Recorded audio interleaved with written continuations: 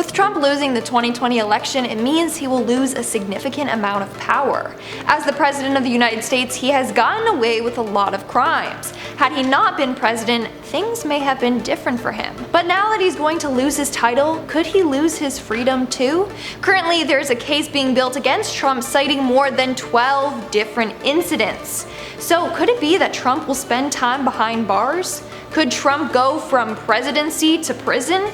That's what I'll be discussing in today's video, only on Life's Biggest Questions. What's up everyone, my name is Lindsay Ivan. Make sure you hit that subscribe button and give this video a big thumbs up. And now we're gonna get into the video. As I mentioned before, the People vs. Donald J. Trump criminal case has been in the works for years. They have been gathering evidence against him and have been investigating deeper into all the crimes he has committed. There are currently 12 investigations underway. All they need is for one or two of them to be strong enough for him to face criminal charges. As Yale history professor Timothy Snyder said, and I quote, "It's the office of the presidency that's keeping him from prison and the poorhouse. But in a couple of months he will no longer have that power. So then what?" First, let's look at the history of Trump's crimes and how he has gotten away with them. For starters, we got tax fraud. For quite some time, Trump has managed to hide his taxes from the public, but the New York Times managed to expose what Trump and his family have been doing for years. Trump has been illegally passing money to his children tax-free. On top of that, Trump has deducted hundreds of thousands of dollars in consulting fees that have been sent to companies that the Trumps are employed by, which is illegal. Then we have the fact that Trump has labeled a huge estate just outside of New York as an investment property, which allows him to write off property tax as a business expense. But turns out that Trump is not using that estate as a business. Furthermore, Trump has loaned $50 million to himself, and he might have written off hush money payments as a business expense as well. You get it. He owes millions of dollars in income taxes, real estate debts, and other loans. And you know, it's not looking good for Trump when his former fixer, Michael Cohen, said, and I quote, "Trump may soon be the first sitting president to go from the White House straight to prison."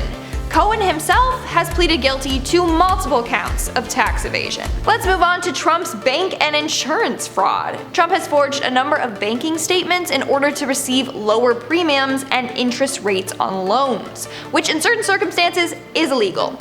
Additionally, back during the 2016 presidential campaign, Trump donated $10 million to his campaign. After that, he received $21 million from a Las Vegas hotel that he co-owns. People are thinking that this is an illegal campaign contribution. The last two areas Trump could be convicted for are bribery and negligent homicide.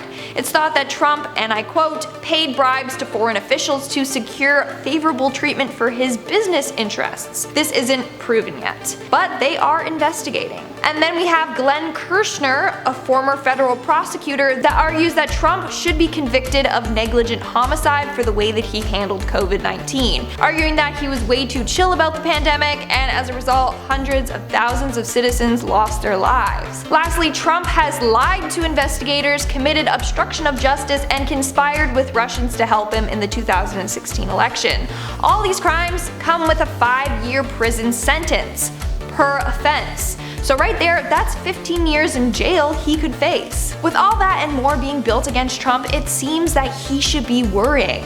But maybe that is the reason that Trump refuses to give up his power or to admit his loss. It's because he knows he will soon no longer be protected by his title. Now, let's see. Is it actually possible for a president or former president to be arrested? The answer is yes. In 2012, the Prime Minister of Italy was convicted for tax fraud. In 2019, the President of Sudan was convicted for money laundering. And in 2018, the President of South Korea was convicted for bribery and extortion. But in all of American history, no American president has ever gone to prison. In 1974, Richard Nixon, the 37th President of the United States, was pardoned by his successor, Gerald R. Ford. He was accused of obstruction of justice and abuse of power in the Watergate scandal, but he managed to avoid jail with his pardon. Then in 1998, President Bill Clinton was being charged with perjury and obstruction of justice, but the Senate voted him as not guilty and the charges and case against him were dropped.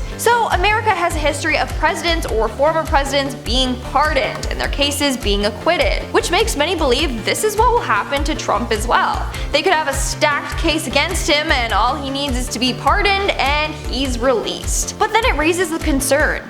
What if no one pardons him? Not gonna lie, not a lot of people are fond of Trump, so maybe no one of power would pardon him. This led people to thinking, well, couldn't he just pardon himself? I mean, he could try, but it's not quite clear if presidents can even do this. I mean, no former president has had to do this or has tried to do this, so we don't know. But I doubt this is a possibility, or else presidents could just commit murder or other major crimes and just pardon themselves and get away with it. But as stated by Al Jazeera Media Network, and I quote, "Trump will not be required to pardon himself. Historical precedent will do it for him." So they believe that because other presidents have gotten away with crime and have been pardoned, so will Trump. Let's not forget who Trump is. Yes, he was the president, but also even without this title as president, he's got money, power, and connections. He's got money to defend himself in court or to pay off people or even to afford a top-tier lawyer to help him get out of his troubles. On top of that, he's got power, and as we all know, celebrities or people of power tend to not go to jail. They always somehow manage to slip their way out of their crimes. It's because of who they are. And with Trump's connections, chances are someone will find a way for him to get away with his crimes. But with that being said, a lot of people on Trump's team have been charged and have been to jail, such as his former lawyer, Michael Cohen, who was sentenced to 3 years in jail, Trump's advisor, Roger Stone, who was sentenced to 40 months in prison, or his former campaign chairman, Paul Manafort, who was sentenced to 7.5 years in prison. They all are wealthy men, but couldn't escape jail.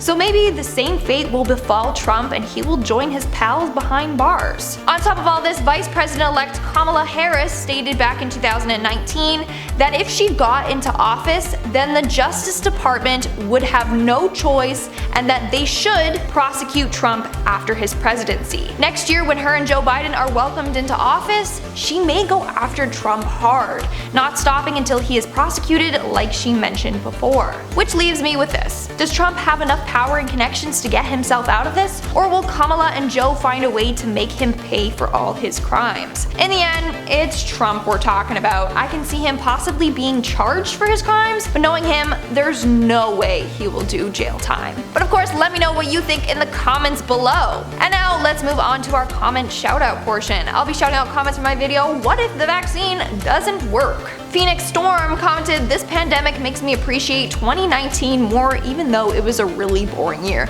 Was that year really that bad? I guess nothing really eventful happened, but yes, it's way better than what's currently going on, so I'll take 2019 anytime. Meme Predictor commented, "Let's be real for a minute. This all happened because we tried raiding Area 51. It's all your fault. It's all your fault. You shouldn't have done that.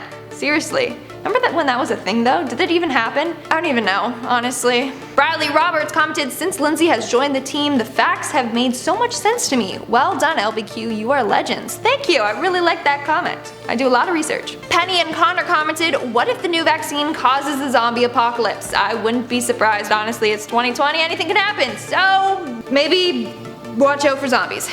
I don't even know. And that's all the comments I'm showing out for today's video. Make sure to comment something down below for a chance to be featured in my next comment shout out. And as always, don't forget to give this video a big thumbs up and subscribe to Life's Biggest Questions for more thought-provoking videos. I've been your host, Lindsay Ivan, and stay curious, YouTube. But now that he's going to lose his title, my name is Lindsay Ivan. Make sure to hit that subscribe button. Subscribe button. What's up, everyone? My name is Lindsay Ivan. Make sure to give But the New York Times managed to explode, pardoned by his successor, Gerald? It's not Gerald. It's the president, Gerald. Gerald. Are you kidding me? Gerald. Where's the second R? Man! Gerald, because Abby's been helping me with pronunciation. Yeah. Woo. Gerald? I can't pronounce it. Gerald. Sorry guys. Okay.